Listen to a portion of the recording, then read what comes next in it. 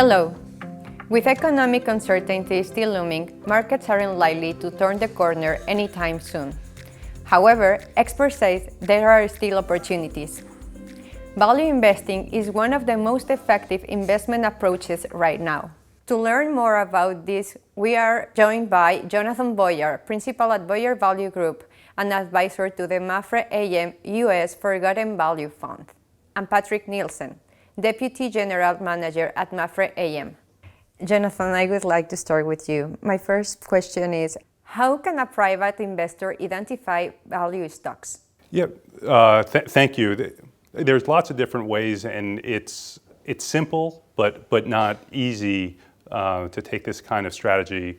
One, it starts with you have to find companies that are selling at good prices for significantly less than what an acquirer would pay for the entire business. And you can get stock market screens and all of that kind of things available on the internet as a good start. But that's just the beginning. You have to look at businesses and companies that have prospects for growth, that are going to do well over the coming years, that are good, high quality businesses. But equally importantly is to find a catalyst. What's going to make the stock ascend in value over a reasonable period of time? To us, a reasonable period of time is 2 to 3 years. So you have to be patient. You have to be willing to wait and be a little bit contrarian. Okay, and what are the key factors that a private investor should consider in order to determine their interest in investing? There are many factors to consider, but you have to do what is right for you, what feels comfortable. And to me, a value-oriented strategy where you're buying things for less than it's worth makes the most amount of sense. You also have to be as a patient. You have to be willing to wait because you're being contrarian in nature. You have to be willing to go against the grain and go against what's popular at the moment and take more of a long-term view. Okay, what do you think, Patrick? Well, I think everybody has to study and to understand, because each person has its own set of assessment and risk, and it's very individual question. So you can't just import those values from someone else. So I think it's very important that each investors do part of the homework herself. How does value investing stack up against flight to quality assets in uncertain times? Well, I think value investing is a sensible strategy throughout the investment cycle, but it's a particularly important and useful strategy during uncertain times as you're buying something for less than it's worth, or theoretically when you're taking a value investing approach to stock market investing. So if you do that, you have a margin of safety, because even if your assumptions are wrong and things are worse on the geopolitical or economic front, you're buying something so cheaply, it should do well over time. And it's particularly important during difficult times to remember that in the long run, cash and short-term bonds are not a great investment, as over time inflation eats away at your returns. So while investing in cash may make you sleep better at night, over the long term, however, it's a poor investment. Okay, what do you think, Patrick? Well, I think we totally agree on the fact that value investing is the strategy which over the long term unlocks value for investors. But we have also to be very acutely aware that investors are emotional. We are all driven by emotions, and we have to accept those emotions. So we want to have a very safe-proof way of analyzing things in order to say, when the cash attraction is very high, when the attraction of safe bonds is very high, to be able to compute that against what a value investing or a value stock can offer over the long term. And to do that, we have our models, and I think that those inputs can also help someone like John to find value and to say when and how to unlock this value. Given the key role that financial analysis plays in value investing, how concerned should investors be about the validity of the information they rely on in the wake of the many accounting scandals we've seen in recent years? Well, in any kind of analysis, data is crucial. If you have bad data, you will have bad results, or as the saying is, garbage in, garbage out.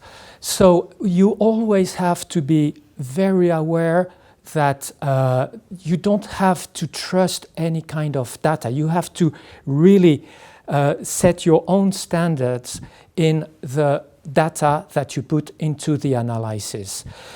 For financial analysis, we consume a lot of data which is taken out from the accounting information. And we don't think that there is, of course, like anything, there might be some problems or so, but as accounting has been with us for a very long time, we don't think that there is something specifically wrong with accounting. What we think is that in buoyant times, when things go very well, people tend to be driven away by their emotion and to forget that they have to work hard to unlock value. And we think that is the problem. So, of course, now we have had what is good time for financial markets. It's when liquidity is plentiful, it has been plentiful, and asset prices go up. And that is where we have been. So we are not surprised to see accounting standards, but we don't think that there is a specific problem with the accounting standards. Many businesses have been hurt by inflation and the war in Ukraine. Which sectors are most impacted? Well, the war is a calamity for all humanity, and everybody loses. Of course, if we look only at the financial aspect of things, we see that energy has had a tremendous rise and has disrupted the economic flows. So there has been some short-term winners, short-term losers. For example, if you consume a lot of energies, I'm thinking airlines, for example, the cost structure rises while demand perhaps is affected. But we probably realized that financial markets hadn't looked as much as they should have done for the whole energy sector. And that perhaps, John, you would like to add something, because the US is a very specific place for the energy situation. Yeah, I don't know if you see any opportunities among new or smaller companies. Yeah, no, I think the opportunities among smaller cap companies that have most of their operations in the US, so they don't have to worry as much about the geopolitical situation and rising prices, even though obviously we have an inflation problem in the US as well. So we've been really focused on some of these small and mid-cap companies that have corrected a lot, that are selling significantly below what we believe they're worth over a long period of time. So we think over the next couple of years, investing in these small to mid-cap names should be fruitful. Okay, great. What does MAPFRE offer to investors? Yes, well, we offer a whole range of products. We try to tailor each product to a specific need for the investors. And the joint venture that we have with John is a good example of what we can offer to our clients, because we have several products targeted to the US market. We have products targeted for people who are just interested in the US dollar. We have large cap products, and we have this MAPFRE Forgotten Value, which is looking at smaller companies, at companies that are forgotten by investors, where there is a lot of value to be unlocked.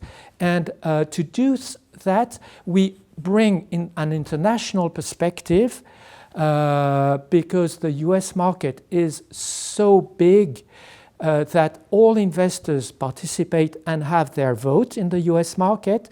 But of course, we have to understand the dynamics that are affecting the market, politics, social trends, and that's where it is great to have the access to someone like John sitting in New York and telling you, okay, this is what happens on the political front. Okay, great. Well, thanks to you. Thank you. Thank you.